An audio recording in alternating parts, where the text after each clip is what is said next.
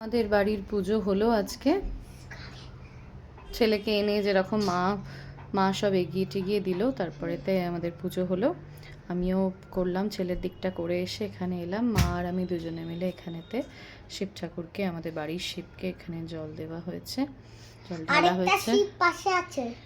এই আরেকটা শিব পাশে আছে, হারকিউলিস শিব সেটা। সাথে সাথে আমাদের গপুদেরকে দেখো, একটু গপুদেরকেও ভোগ দেওয়া হয়েছে। মা দিলে পুজোটা একটু অন্য রকমই হয়, একটু খুব সুন্দর করে সাজানো হয়। মামাও দেয়, আমিও দিই মাঝে মধ্যে, কিন্তু মার দেওয়াটা খুব সুন্দর লাগে। আর এখানে আমাদের বালাজি রয়েছেন, আর এখানেতে প্রদীপ জ্বালানো হয়েছে, মোমবাতি জ্বালানো হয়েছে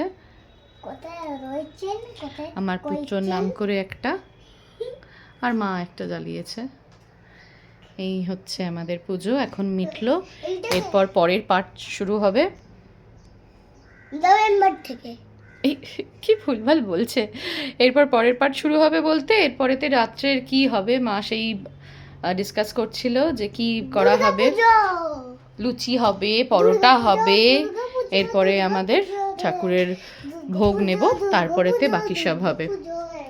এই খুব এক্সাইটেড দুর্গাপুজো নিয়ে। এবার কদিন ধরেই বলছে মা দুর্গা ঠাকুর আনো। বললাম বাবা মুখ দিয়ে আর কিছু বলিস না, সবাই রয়েছেন, সবার আশীর্বাদ রয়েছে, হবে যদি তুমি চাও মন থেকে, পরের ভবিষ্যতে দেখা যাবে।